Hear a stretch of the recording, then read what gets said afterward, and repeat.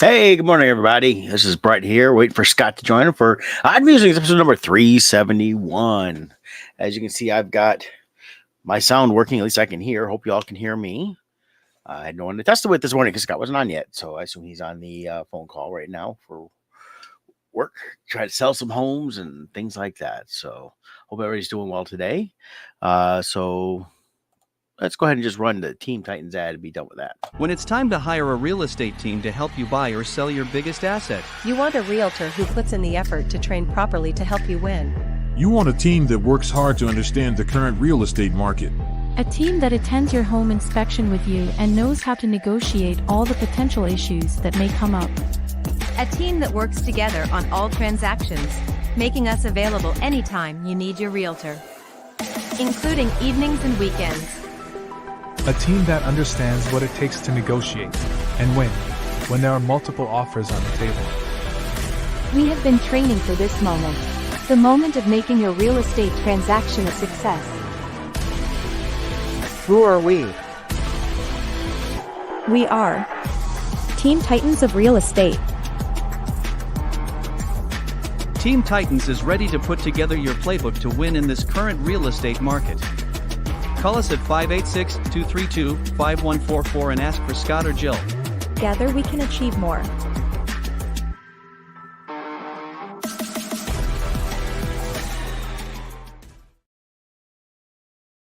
Hey, there's Scott. Hey, What's up, man? how are you? Good. Wasn't sure how long you're gonna be, so I figured, well, screw it, run an ad, get it Yep. out of the way. That works out good having that loaded up. Yeah, And Jill Webler put that together and did a great job putting that together. So that's always good. But yeah, I for some reason real estate calls like to seem to happen right at like 9:55. I was up late. We did some showings last night, wrote up an offer. So we're in the middle of some negotiations here. So fingers good. crossed our buyer will be getting a really amazing house here. So we well, shall see. good. But yeah, so how are you? I'm doing all right, man. Had to just realize my video was a little crappy looking. I was like, oh, I'm on the low thing, so I had to put up the high def so we can see all of this. All the wrinkles. I'm doing all right, man. I'm still kind of Jet physically lag. recovering from not so much jet lag. It's just tired. Yeah. You know, the jet lag doesn't get me as much as other people. I mean, I unfortunately it messes me when I'm over there initially sometimes and try to stay up late. You still wake up 3-4 in the morning out there, and Mhm. so. But I was already tired before we went because it's just we've been last few weeks just been hectic between going to Tampa, coming home while it's home week and a half. But shoot, you work almost every day before you leave. It just nonstop. So yesterday was kind of my Yeah. day to just stop and decompress completely and hopefully get back on track. And I'll start back up work tomorrow. So just tired. That's mainly the big thing on that. So, but yeah, we were out in Rose City Comic-Con. How did that go? Really good. We liked it a lot. A lot of people, good sized show. Very receptive to all the Bardstone books. That's all we had at the table. This was Kevin's table. So I was out there in support of Kevin on hit with his artwork and with the Bardstone books with Poe and Crimson Shadows and of course the pins. We had the Crimson Shadow and Poe pins, and then he had done a special Cthulhu for what they call their Pin Palooza. So Yeah. that's moved over pretty well too. So Oh, that's awesome. but yeah, nice show. I mean, it was you see a few different people out there you don't see anywhere else. Did see a couple people we knew. Saw Kyle KJ. I know him. He does the Resistance and a few other comic series. I think Saturn 6 is the other one he does.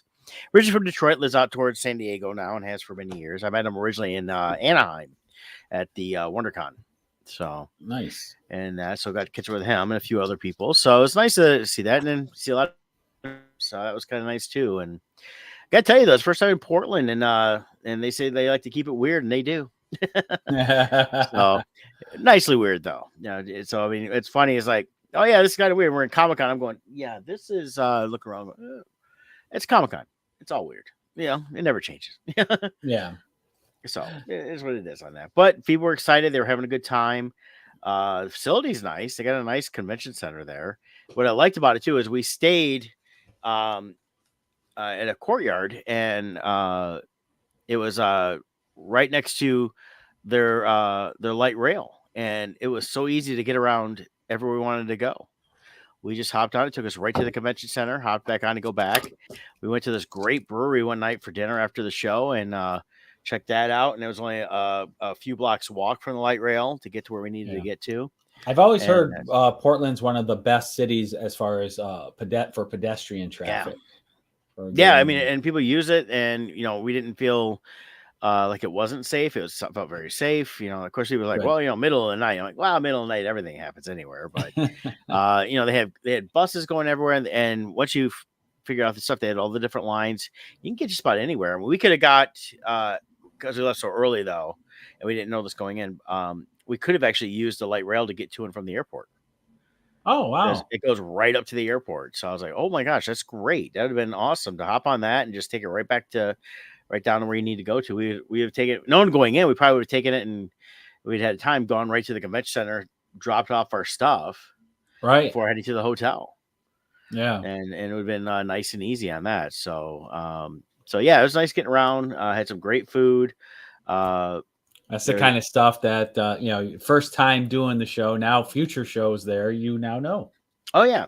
And I gotta tell you, where we stayed at right on the corner was, they call it was a beer garden, but it's like a food truck rally. They have all kinds of the food carts that are permanent awesome. installations there. And there was like 40 of them there, and they weren't all open at the same time, but there was quite a few open. Like, it's a great shawarma one night. Kevin got a really good smash burger. I tried some Philly cheesesteak mac and cheese.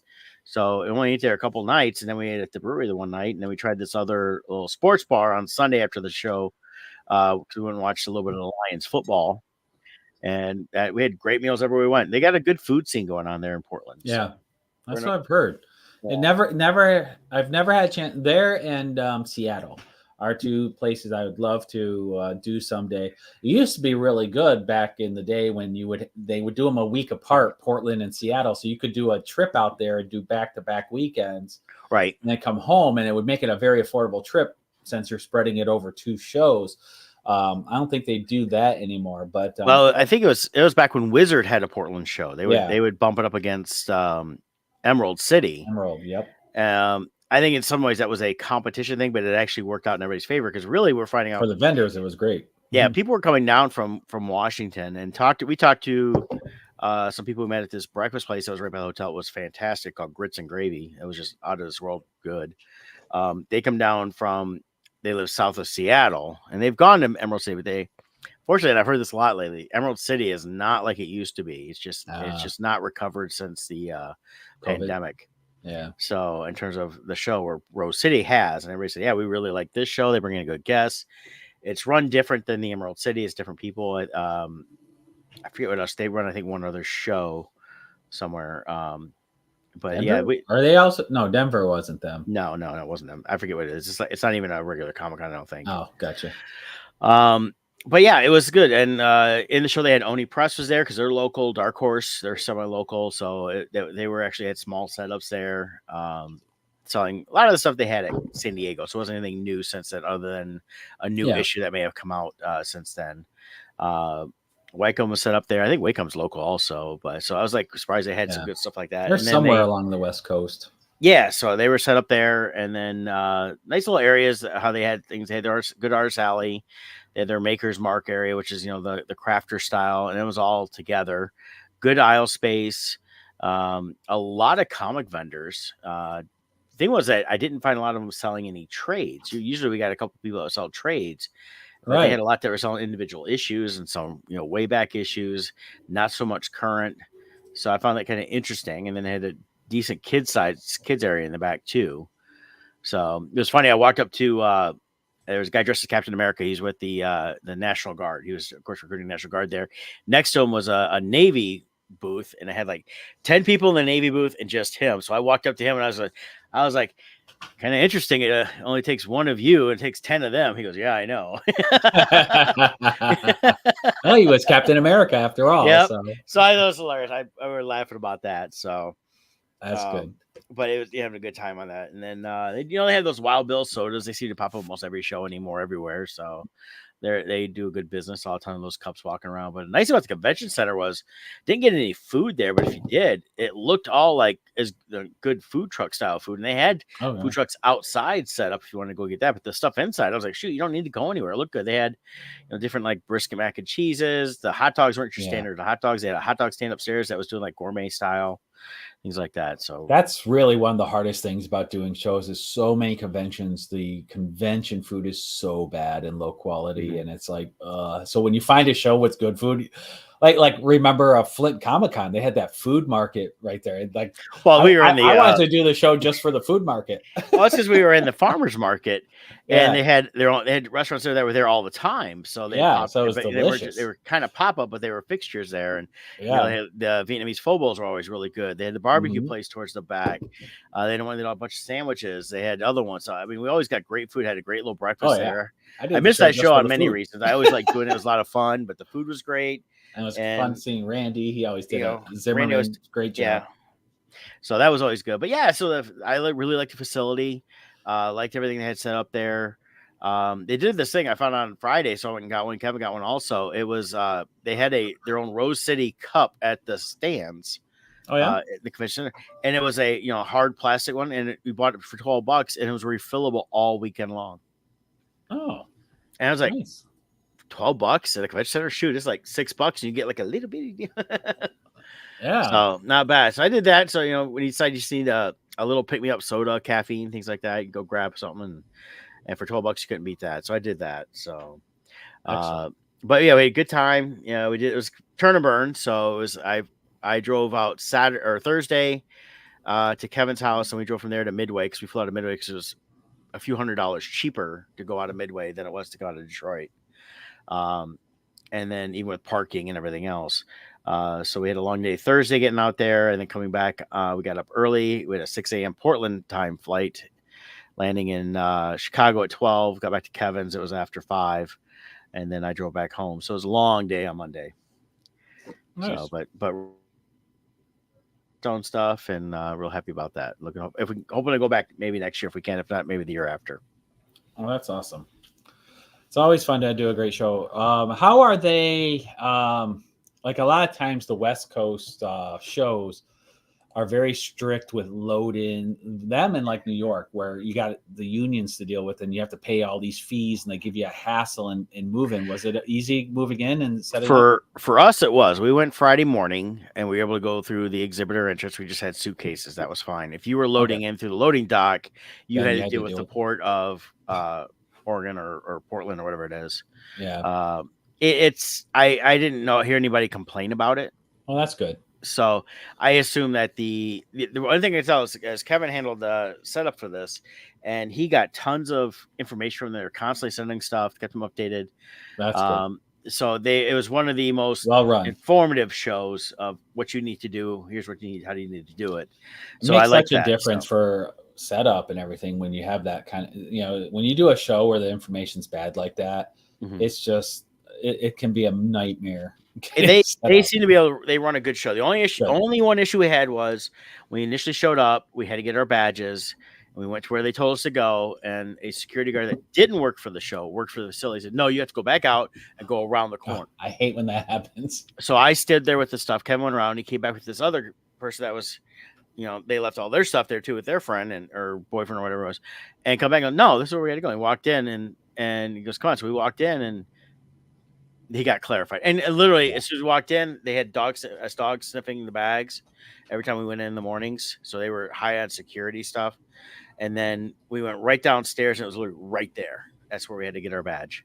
Okay. So it was does happen a lot. It seems like when a lot of people might not understand, you have security and the team that works for the show, and then you have security and the team that works for the convention center.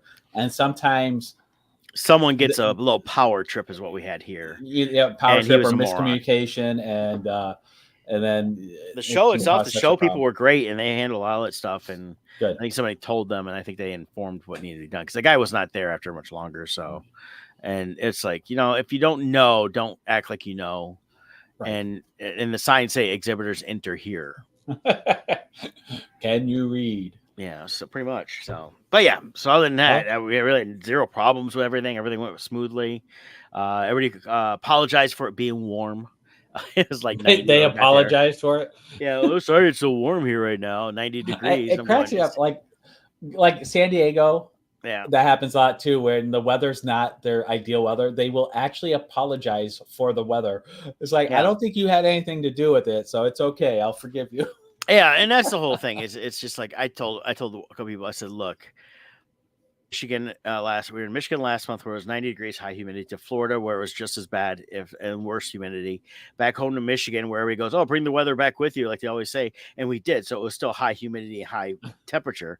So we had a nice little break over the holiday weekend the weekend before for Memorial Day or Labor Day, but I said it was rolling back up. I mean, it's not bad now. It's gonna be in the 80s this week, but the humidity's at least down. We're finally starting to feel it's gonna be warmer than what it should be this time of year, but it's not the high humidity we had, so it's not too bad. So even there, it was more of a drier air, anyways. They have a little more of the arid type air. You can tell by the trees, there's a lot of pine trees. So the only thing we did have was a ton of smoke for some of the wildfires. So we could see that coming in. They even mentioned that from the plane, saying, a lot of smoke in the air today. It was, they had alert for the breathing and all that. So, but yeah, good time. It was a great show. Definitely go back and just have to try to go on the cheap as much as possible. Out of hand. So Yeah. so. Well, excellent. There was big news yesterday. Yeah. I heard this on the way home on Monday.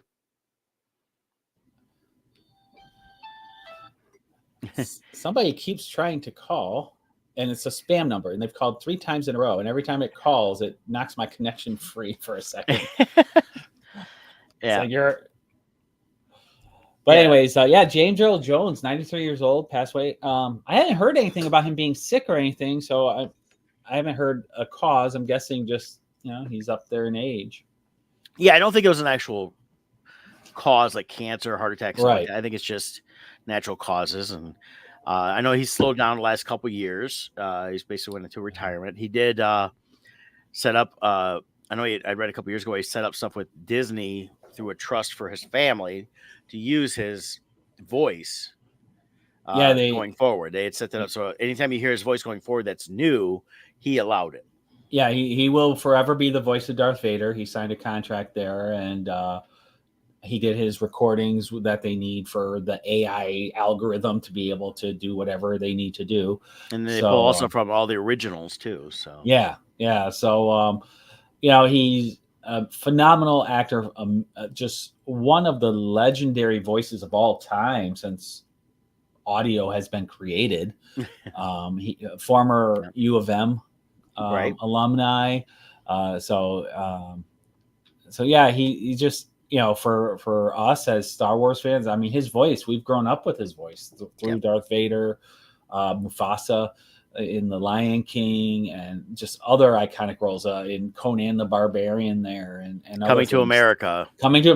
It was great as the king. And he got to reprise it in that one remake the sequel they did a few years ago. So Field of Dreams. You go all the way back to was it Bingo's Traveling Server Ball Team, whatever. So one with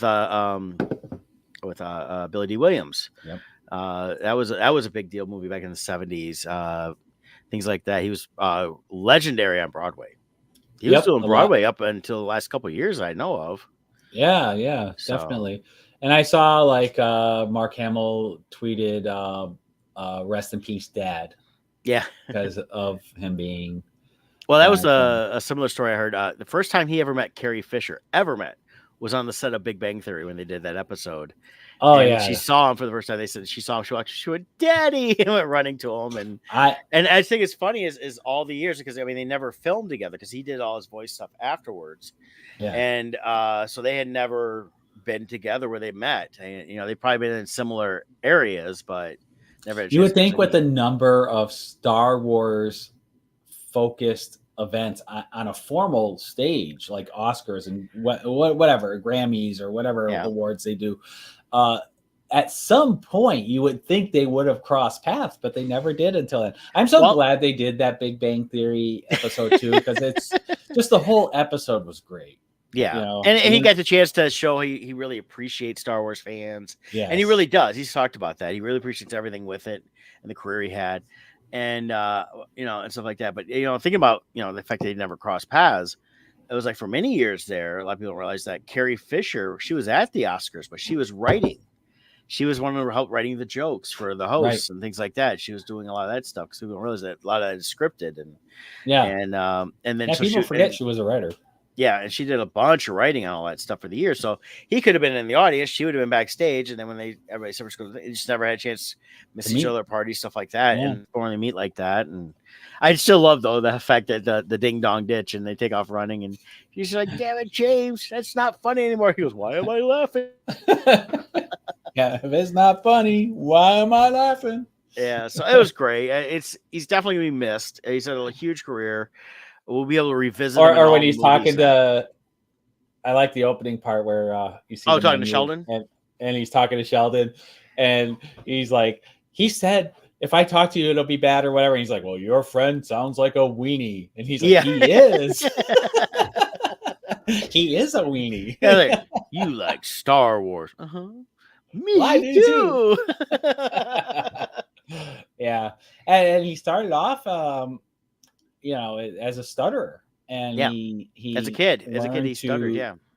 gain command of his voice, and had he not gone through that, maybe he never would have trained his voice the way he did and become the iconic sound that we all know now. Yeah. So, well, rest in peace, James Earl Jones. Thank you for the memories. Yeah. We also found out in the comic world we lost Yeah. John Cassidy. This was a shock. The only thing I've seen is he went into an intensive care back on September 3rd, and they've not said exactly what happened or what was going on.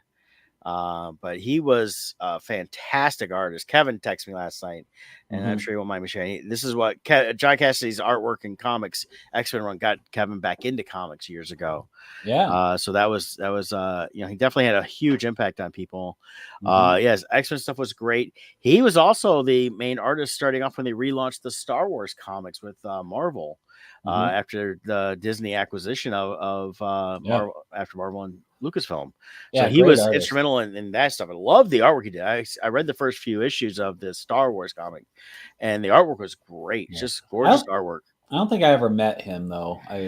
I know I saw him at shows, not Right. many, but I've seen him over the years.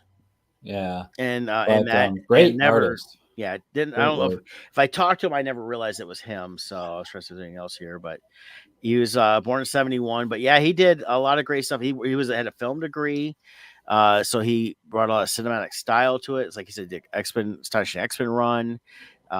He worked on this Buffy the Vampire Slayer, Firefly comics, stuff I've read for sure. And then and he also influenced in his X-Men stuff, the X-Men Last Stand. So I mean, he did a lot of stuff that came out of this. So if you didn't know who he was, definitely go and start looking for his work, because it's out there in trades and things like that. So Actually, a little side note there. The way I found out he passed away was a different person with the first name John just puts a post on their wall for Facebook saying R.I.P. John.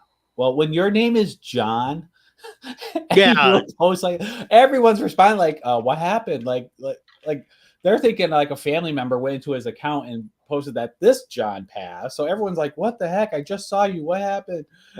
Like, you might want to put the last name if you share the same first name. Share a link.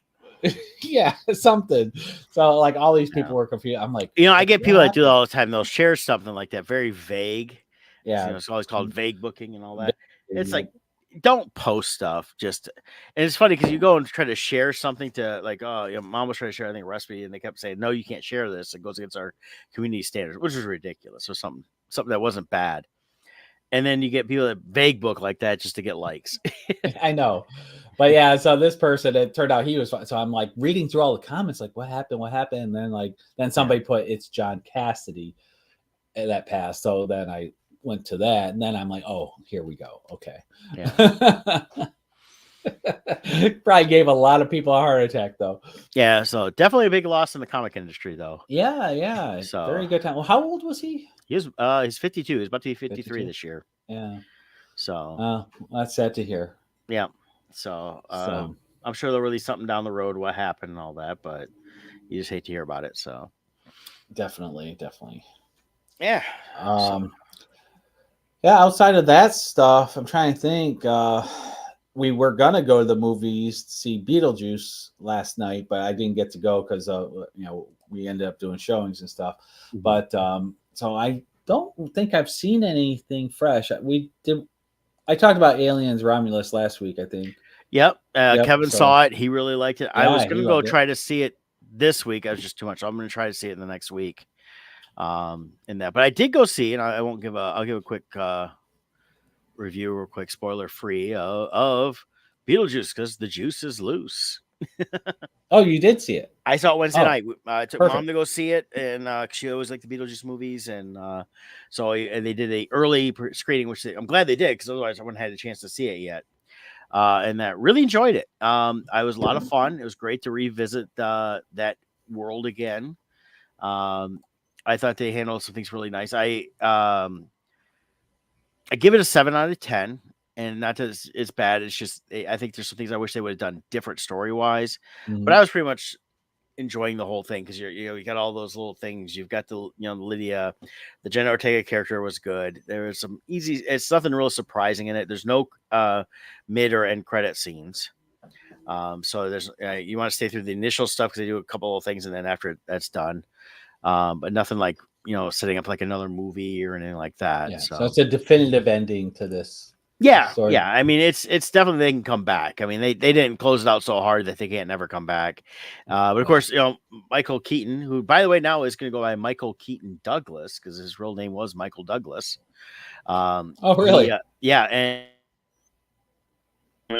turned 72 or 73 the other day.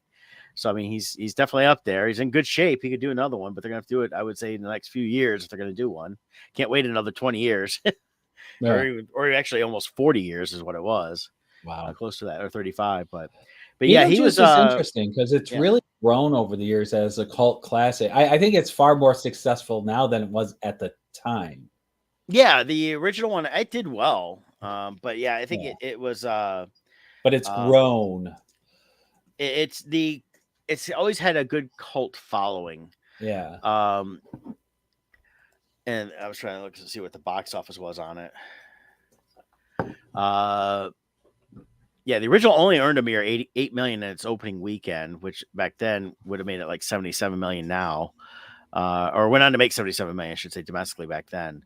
So it wasn't like a huge moneymaker back then, but with VHS, cable, stuff like that, Right. it just got tons of play. It kept growing.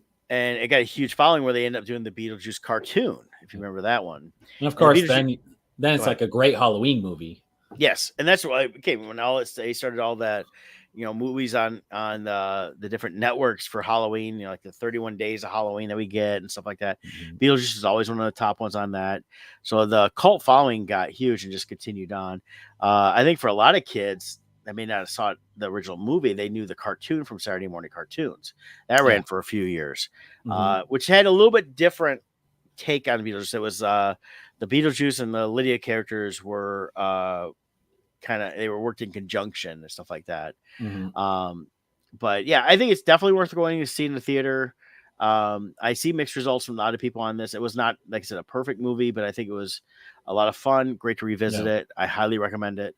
Michael Keaton was fantastic. He felt like he's not lost one step at all as Beetlejuice. I thought Winona Ryder was fantastic. I mean, she plays that quirky character, which is a little bit like her, but in some ways I felt like this was one of her best things she's done in a while, even since Stranger Things. So okay. And Jenna Ortega, does her character feel like Wednesday Addams, or is she very distinct in her own character? Oh, she's distinct enough. I mean, you get a couple things that happen where I'm going, okay, that looks a little Wednesday-ish. There's a little dance thing that she does at one point, which is a little Wednesday-ish in one scene. It doesn't last but a few seconds. But she is she comes across as Lydia's daughter, and she definitely resents her mother because her mother, of course, it's now publicly known, and this is from the beginning, it's just not a spoiler, publicly known to be able to talk to ghosts. So since she could always do that, she's turned that into her career. She's kind of famous for it. The mother's very famous as an artist, enough to where she basically set up the school that her granddaughter goes. The one thing I never realized, and this is something I saw in the movie, is from the original Beetlejuice, I never really realized that Lydia and the mother, it's not really her mother, it's her stepmother. Oh, okay. I don't remember. It's one of those things that just always blew past me watching the original Beetlejuice, because it becomes a bigger event here. Okay. Something like that. So probably going back, because the to dad a couple doesn't lines early return on, in it the sequel, right? No, but they do handle him pretty well. Okay. They do a really cool scene for him, and he is a part of his character is a part of the whole movie. Okay. And then they acknowledge the Maitlands. That's the original ghosts. They acknowledged a couple things. They didn't mention Otho though, which is the guy that was the bigger guy, and I was surprised they didn't really mention him. But it may have been an Easter egg somewhere I missed, watching it for the one time there. So right. So, but yeah, I definitely recommend it. Definitely go see it if you get a chance. Nice.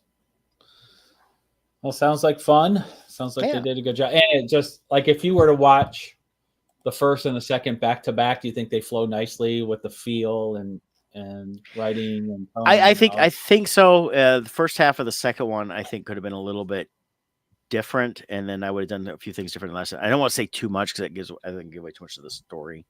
Okay. I mean, like I said, it's not huge on deep story and stuff like that, but it's good to let people enjoy it for the first time for themselves, and then after you go see it, we can always talk a little more deeper into it. Yeah. Hopefully I'll see it this week. We'll see how the week plays out. Yeah. Very cool.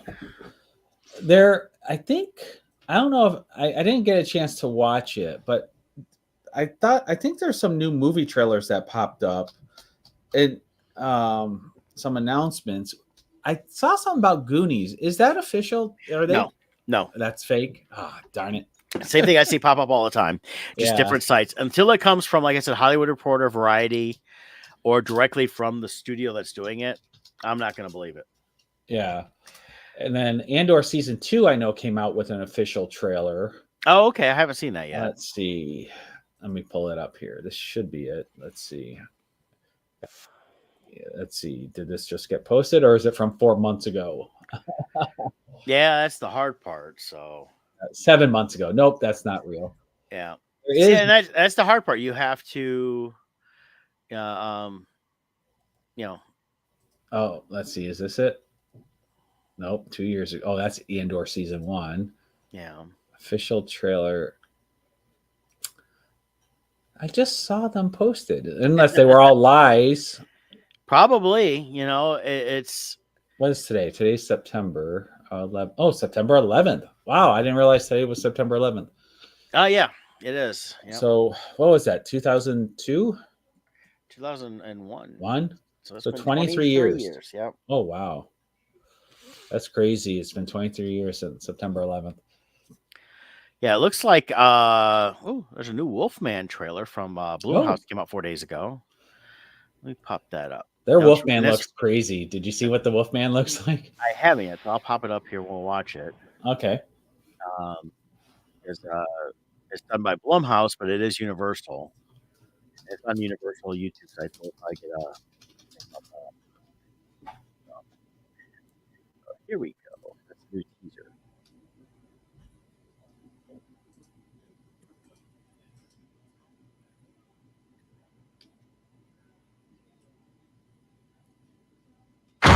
Oh, there we go. I'm like, is it muted? What? Blumhouse does great work too. I like their stuff. Like, it sounded like an animal. But I swear to God, it was standing on 2 feet. Daddy, are we gonna die? No, it's my job to protect you. What's wrong with Daddy? He got sick. Please, Dad, you're scaring me! Please, stop!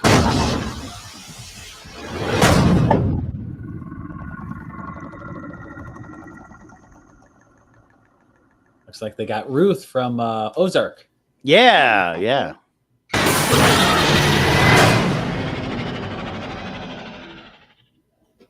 Okay. It's interesting. Yeah. Let's see if I can find the Bloomhouse Wolfman. Somebody somewhere put a picture of what he looks like. Let's see. Not seeing it here. Oh well. Better to be a surprise. And who knows? It's probably fake what I saw, anyways. So who knows? Everything's fake now. That's the problem. Yeah. Like everything. It's like go into AI and say make new Star Wars trailer, and then they post it as a real trailer, and it's crazy. Yeah. Another one's coming out. It's funny. We've got all these. We got some horror movies coming up. Like one is on Christmas Day. It's Nosferatu. So I have a trailer for that. Yes. And then in January is Wolfman. So yeah, it's interesting they're releasing them when they are. I think a lot of studios have been, because horror movies traditionally, I think because of how dark they are, you don't have to go as high end for the special effects. So you can make good horror movies for a low budget, relatively speaking, compared to other movies.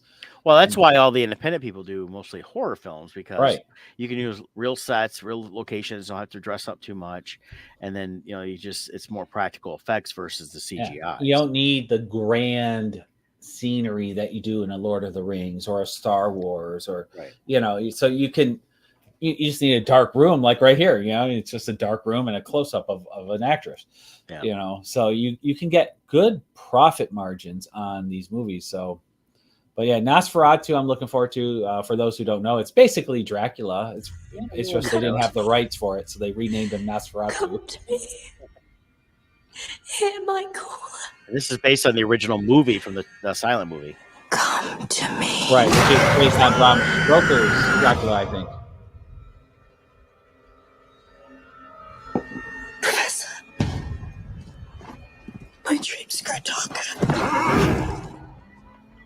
Does evil come from within us or from beyond?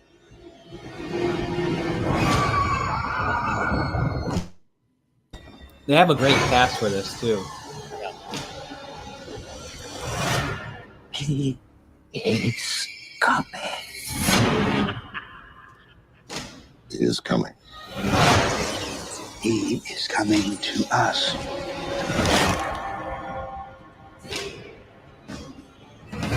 He's coming. Who is coming to you, my child?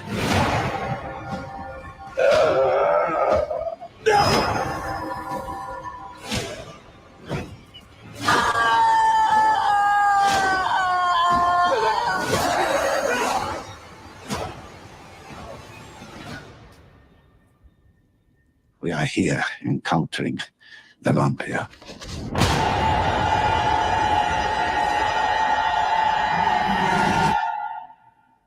Nosferatu.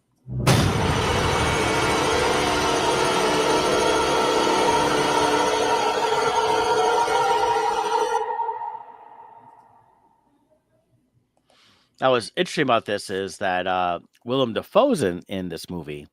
He played in Shadow of the Vampire, which was about the making of the original Nosferatu. He played Max Schreck, who was the vampire creature, who was very method acting and stayed in character the entire shoot. This is back in the 1920s.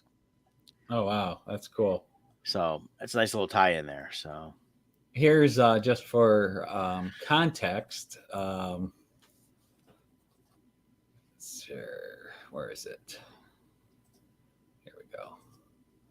The original Nosferatu, how it looked back then. Which at the time, this was extremely scary for people in 1922. But it was a silent film, so there was no. So you just had the music from usually just the organ, right? Which they probably even played live in the theater, the organ music.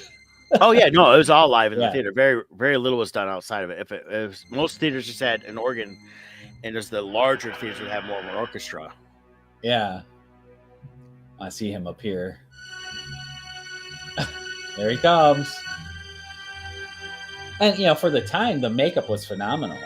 Oh yeah, it still holds up in a lot of ways. I know here they do usually a showing in Ann Arbor at the Michigan Theater But they do showings around the country around Halloween, and it's packed houses. Yeah. So this is the original 1922. So 102 years ago, this movie came out. So quite impressive.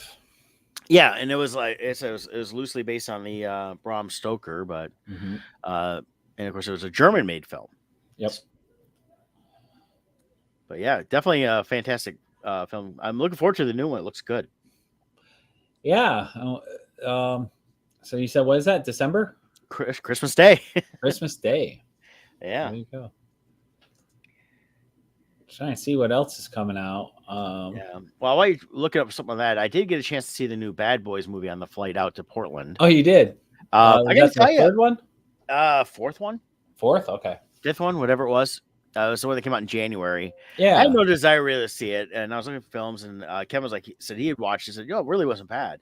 I watched it. It was actually pretty good. It was better than the last one. Okay. And the last one that they did 4 years ago, the Bad Boys for Life. Well, this was Bad Boys for Life, wasn't that? And the other one was like, I don't know, I forget, but whatever it was. Bad Boys One More Time. I don't know. Could be. They killed off the Joe Pantoliano character, which is the captain in the last one. Right. So for this one, it was the whole thing was around that. They used where he had recorded a video. They did some flashback scenes. So Pantoliano was in the film, and the way they handled it really good. And then they, the Martin Lawrence character had a heart attack, and then he wakes up because he had a dream and talked to the captain and knew something was coming. And so there's this whole setup thing against Mike Lowry in terms of trying to get them all shut down and things like that, and try to get them killed. So there's this whole thing around it it's very basic, but the story was done very well. There's a great scene with the kid that ended up marrying Martin Lawrence's character's daughter. And he's a Marine now, and he's home on leave, and he's just sitting there, and Martin Lawrence is giving him crap, like, "What are you doing? Just playing video games?" He goes, "I'm on leave." He's telling him to get a job because I have a job. I'm a Marine. I was deployed for, I'm just now back. Well, when some of the guys come to the house, they're not there, and he's got cameras in the house, and he gets a hold of someone will say, "You're about to," tell him basically someone's coming in. Here's what's going. Takes his wife who's pregnant and mother-in-law, puts him in a closet, and he ends up taking like 15 guys. And the way he did it was really good, because if you look at him, you're like, okay, they think he's just kind of a dummy, but he's a Marine, and he gets it all done. And the best thing is he looks up at the camera and he like salutes, like, and then they had to mess with him a little bit. At the end, there's a whole barbecue scene where he comes up to cook his chicken, and they're like, "Nah, man, you ain't earned the right to do the grill. You're just a young, that stuff." And he's like, he did kill 15 guys. I think we might want to let him, do that. Yeah, hey, you cook your chicken. I'm gonna go make the salad. So it was funny. So when that film came out, I saw a lot of articles saying how they were going to address the slap. Did they do something to address Will Smith's slap in the movie? I didn't feel they did. Yeah, because they kept talking about how they addressed it, and I'm like, however they did. Why would you even acknowledge it and just leave it out of the film? It didn't make sense. There's nothing that mentioned any slap or something like that. Or if it was, I blew past it because it wasn't. Maybe there was a scene where Will Smith got slapped, and that's what I don't. I possibly or something tied in. I don't know.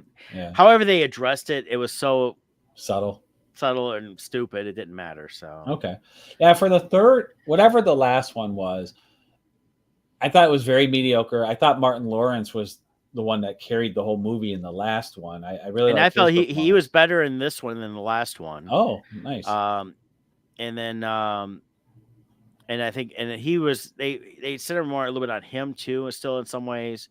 Okay. The main person on this is Will Smith's character Mike is getting married. He's marrying the girl from the last one. They had one of the girlfriends from the earlier films in, that worked in the police or whatever. So I think they handle things fun. It was actually just fun. I personally went into it like, okay, I just want to watch something. If I fall asleep, I didn't care. I ended up watching it because it was a 4-hour flight, so I watched it in the first half, and then after that, actually, I turned on live TV because we could watch the football game was coming on for Thursday night football. Yeah. So I just streamed that for the rest of the flight. There you go. The current one was Bad Boys Ride or Die is the current one. Okay. So then before was For Life. So this is Ride or Die. I knew it was one or the other. So yeah. Next one will be Faster and Furiouser. Yeah. It'll be Bad Boys Dumber Dumber probably. But Dumber. I like it. if they do know, it's fine. I still probably won't go see it in the theater. And it's fine. I watching it for free. I was fine with that. I think it's worth watching if you could just catch it on streaming or something like that. Yeah. But Will Smith threw me off with everything he did at the Oscars. Personally, in terms of movies, he only needs to make this style of movie or stuff like this. He needs to get away trying to do these dramas because he wanted to win an award. He's got an award now. Be done with it. The most of the movies he thought he should have won awards for, I would go, no, it sucked. I thought 7 Pounds sucked. It was not that good. Pursuit of Happiness was a decent movie, but he was trying too hard in the drama and the melodrama and all that stuff. And I think it should have been could have been a better story of the guy's real life. Yeah. Unless that really was all there was. A couple other ones he's done. It's just he tried too hard to do these Oscar performances. And a lot of times like this is like, you know what? It's great you wanted to win an Oscar, but I think you would have done better trying to find, better stories, better roles, and sticking to your strengths. And he does better, and he's done better in these action roles. He's not getting any younger. He's what, 54 now or something like that. You can definitely tell they dyed his hair and dyed his goatee. It was very apparent in the way the film looked. Yeah. I think it's time for him to age a little bit in some of these roles. And look at some of this. I mean, one of the best roles he did was years ago was the 6 Degrees of Separation. It was an early role for him, and he was better because he wasn't as focused on trying to win awards or anything else. He was just getting started. Yeah. I feel like he would do well in roles that are similar to the tone and feel that like Mark Wahlberg does.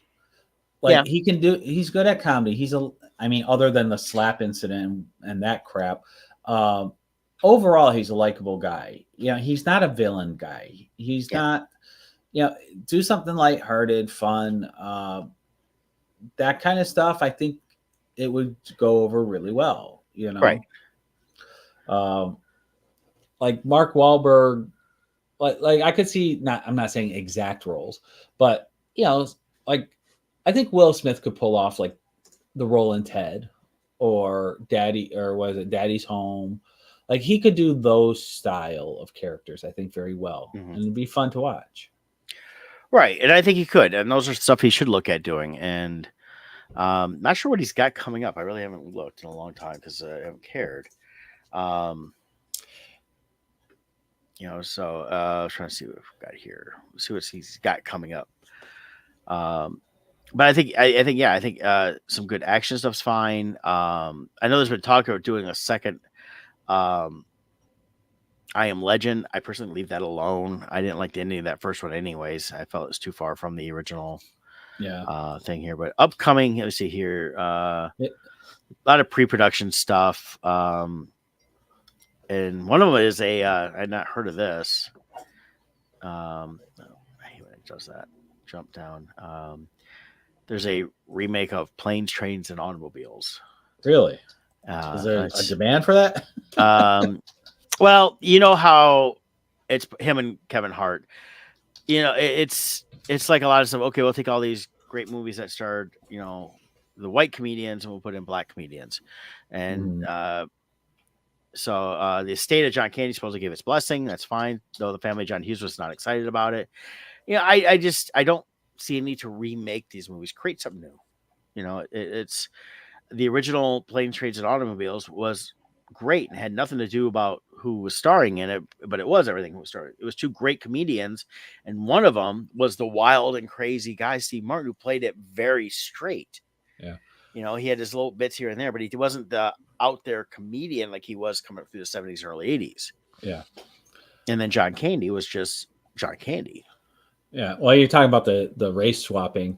This just came out too. I've started seeing this. Anne Boylan, season 1. Anne Boylan is a white historical character. Anne Boleyn? Whatever it is. But this is Anne Boleyn here. Yeah. Okay, let's see her historically. Let's see. Anne Boleyn Queen. Here's the historical. There she is. Yeah. I mean, come on, people. We don't even care about historical accuracy anymore. No, but why not? There's a lot of other stories that we told too. The Anne Boleyn story has been told a bunch of times, and nobody really cares. Right. Nobody cares about it, whether it's accurate or not, because nobody cares. Well, It's there Henry are VIII. great historical female black historical figures in history. Do a movie about that person then. Like, it's just, it's so ridiculous. Yeah. Just like the Cleopatra they did not long ago. Was that I forget who did it, Netflix or whoever, but they did the Cleopatra, and it was a black actress playing Cleopatra, and it's like she was Greek. Like, well, yeah, it's well documented in history. Cleopatra was Greek. Mm-hmm. Yeah, she came down through different channels to become, the Queen of the Nile and all that stuff. So, a movie something I'm looking forward to coming out a couple weeks here is this one here. I'm not going to play the whole trailer, but they're doing a Christopher Reeve story. Oh, everybody's looking for a hero. I am not a hero. That was a part. I played the part. I'm not that man. Hands down, he was Superman from day one. I realized that if I could pull off this part, it would change my life. John Houseman said, Mr. Reeve, it is very important to become a serious classical actor. Unless, of course, they offer you a load of money to do something else. He convinced me when I first met him that he would fly. Doing things with my dad, it was all about activity and action. Riding bikes, playing soccer, skiing. Carpe diem, my dad was very competitive, and he didn't necessarily slow down. We said goodbye, and he gave this wave. That was the last time I saw him on his feet.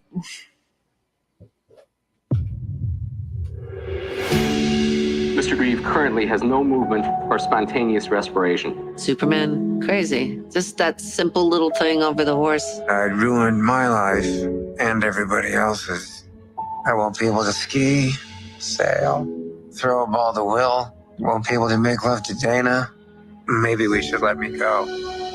She came flying in, and she just yelled, "I love you. I love you." And then she said the words that saved my life. You're still you, and I love you. He and Robin were such good friends because they could match each other. Robin also had struggles that he dealt with his whole life, and I think that they both were aware of darkness. Brother Chris is fighting like crazy.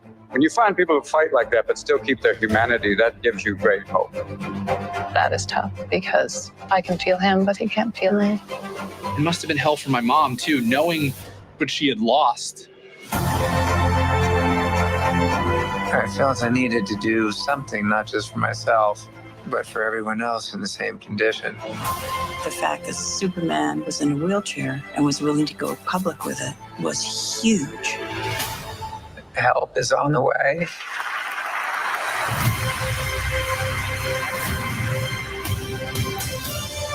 The Christopher and Dana Reeve Paralysis Act. People are literally walking because of him. What is a hero?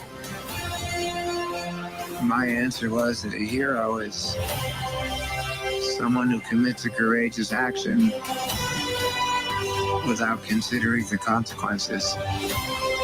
Now my definition is, I think a hero is an ordinary individual who finds the strength to persevere and endure in spite of overwhelming obstacles. I wouldn't have missed this for the world. That looks good. Yeah, one of the things, the Superman movies are not rewatchable too much for me. I always loved Christopher Reeve. He was Superman.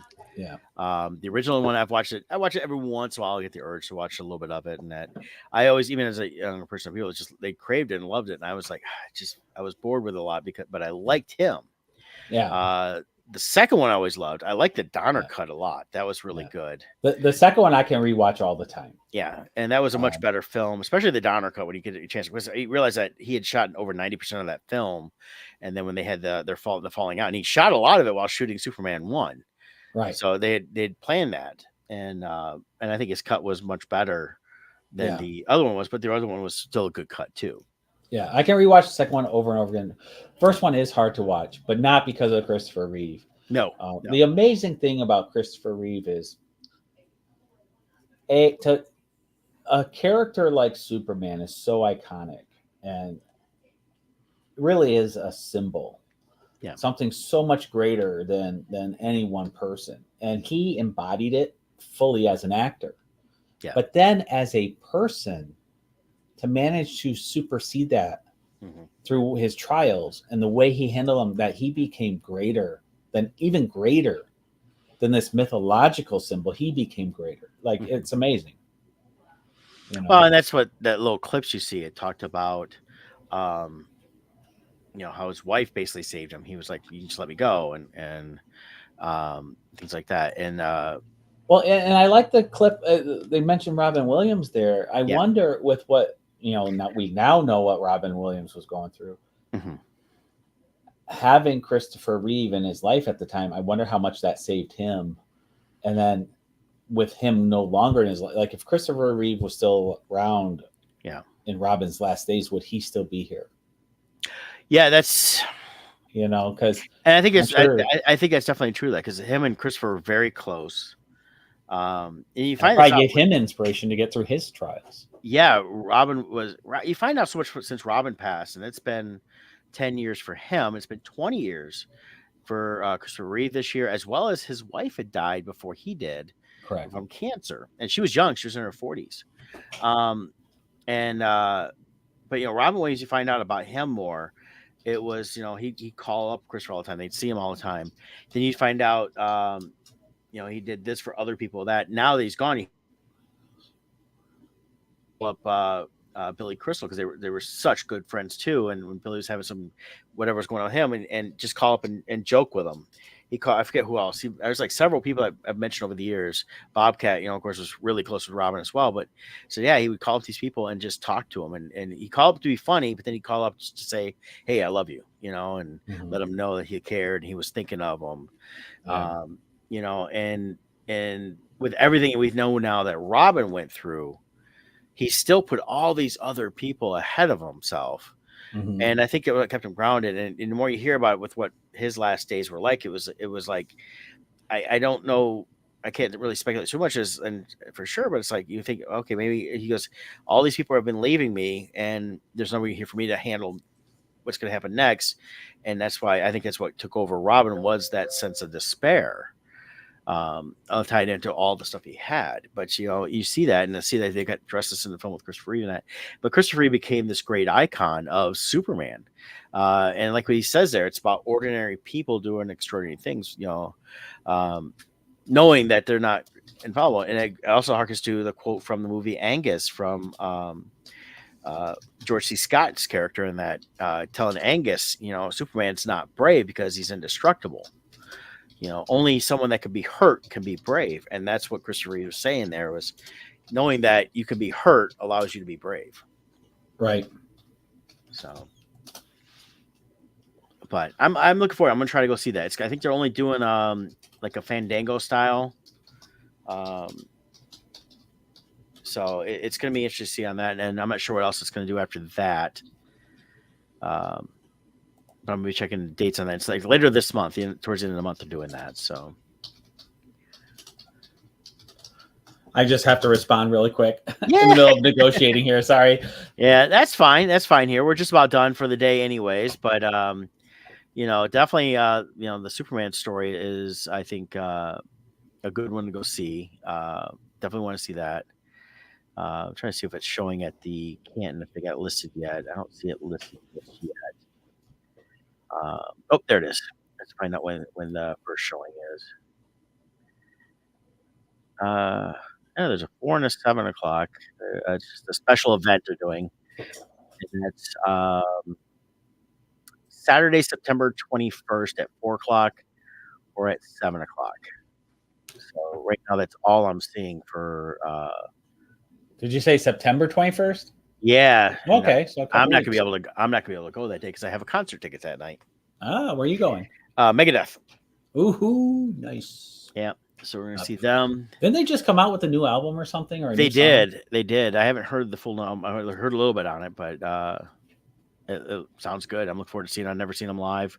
Kevin's coming up, bringing a couple of the kids. That'll be cool. For the 21st. This Saturday, I'm going to see in downtown Detroit. The Interrupters are opening for Sum 41. It's Sum 41's last tour. Sweet. So looking forward to seeing that. So, but yeah, if they do another day like during the week for that Christopher Reeve thing, I'll have to watch for that. I'll have to try to go see that. Otherwise, I don't know what they're going to do. If they're going to release it streaming or something, maybe I'll definitely catch it up on that. Yeah. The Reagan movie is getting good reviews. I'm reading. Too. I want to try to see that as well. So too many things to see compared to how much time I have. Yeah, a friend of mine got a hold of me and said she wants to go see the Reagan movie, and I said, "Yeah, we'll try to figure that out." Yeah, so I heard Dennis Quaid does a good job. Yeah, he's getting pretty good praise for that. So that'd be interesting to see that one. Nice. Which is interesting, as a kid growing up through the '80s, that was the president. That's the one I knew best of all of them at that time as an age, because I kind of remember Carter a little bit, but I was still a little younger and never paid attention to that stuff. But Reagan was everywhere, right? Probably because he was an actor before, and then they always tied that in everything, and then all the movies in the '80s tied. You heard them mention. They mentioned the president most time. They ever mentioned Ronnie Reagan. Yeah, well, so let's see. He was 80 to 88 for the 1988, 80 to 88 there for president. So I would have been between 7 to 15 years old during and that was my age gap. And even at a young age, you don't really follow politics at 7, but he had that grandfather feel. And so I always I don't remember much in the earlier years. Now, as I became a teenager, his later years in office, I do remember as I became more aware of things. But even at a younger, there was a comfort level because he had a grandfather feel. So, yeah. Well, good stuff. Yeah. Well, that's all I've got this week. All right. Well, same here. Doing good and can't complain. So if you have real estate, call. I got lots to do here, but I got room for you. Yeah, you can go to brettpinson.com. I got to think we can leave me a tip if you want to give me money. So hey, there you go. brettpinson.com. Hey, everybody else does it on all the different Insta streams. So hey, we'll see y'all next week. You guys take care. Bye.